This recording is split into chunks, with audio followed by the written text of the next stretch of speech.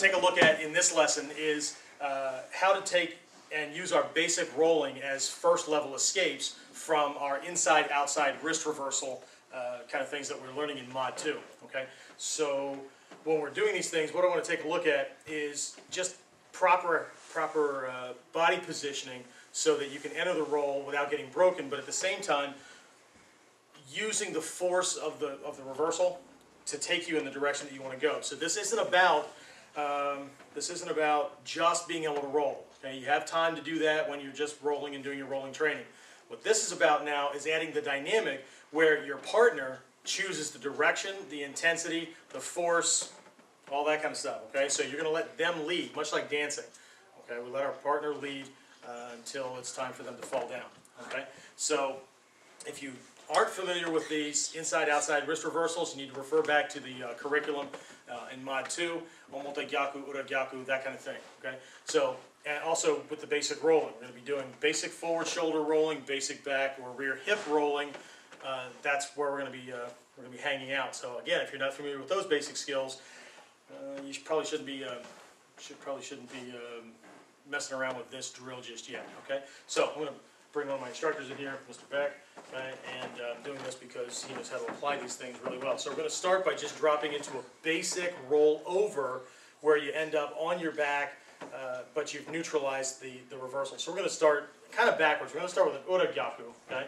And I'm just going to have him reach out here and grab it, and since the camera's over there, we're going to have you do it, just change position. Okay.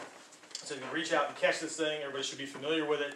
And I chose him because he puts the locks on really well. So as this thing is coming around, my body is being locked here, here, and here. So if he has correct control of this, he should have control of my shoulders, my spine, and therefore my feet. Okay? So I should only be capable of a little bit of movement. So as this thing happens, one of the first things I want to do is shift with it with the opposite leg. Okay? A lot of people I see when this lock isn't applied very well, slowly please, will step in with the same side, which drives you away. Okay?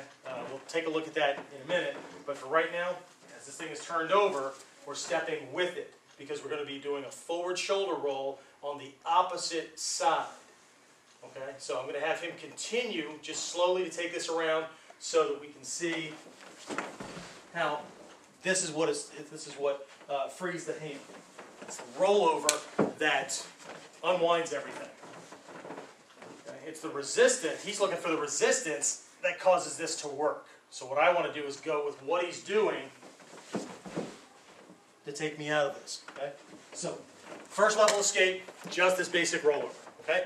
So we're going to let the students practice that for a little bit. I'll be back in a minute. Okay, everything in your training is transitional. Okay? We want to make sure that we're learning foundational. Okay, as far as ukemi goes, foundational, just being able to move to start to neutralize things. We're going to do this rollover, and then we're going to take it from there. So again, back.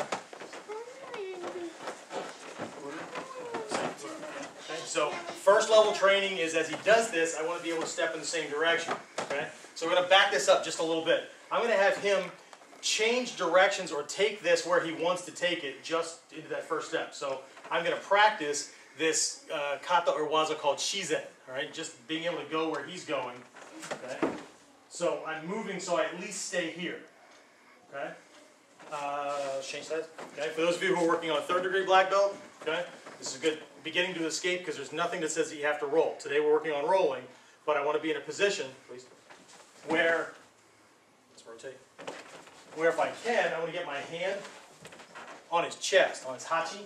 Okay, so I can start to affect balance. All right, that. Pressing on him doesn't do anything to my wrist, right? So again, different direction.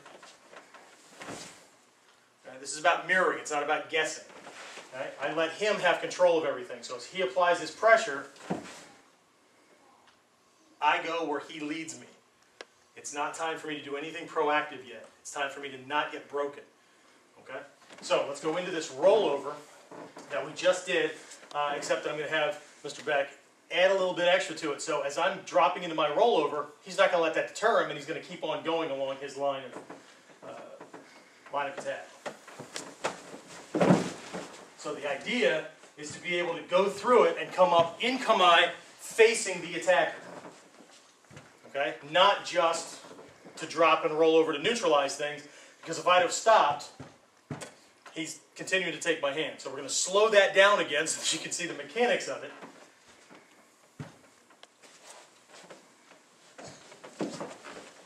And as soon as you start slowing down, everything dies off, but you get the idea, right? So I'm still doing a forward shoulder roll, but my hand's out here now, and I'm going down. Okay? There is a time when you'll roll off this shoulder, the captured side shoulder, but in that one, it's where instead of taking the arm out this way, right, the attacker brings it down with it. Right? If you try to roll off the opposite side, you hurt yourself. Okay? So unless he's taking your hand down to the ground, we roll on the opposite side. Okay? So one more time. Again, he's about mid-speed, not so fast as the first one, so everybody can get an idea of where we're going. Right? So dropping into it, coming up in kamae, facing the bad guy so that we're shielded.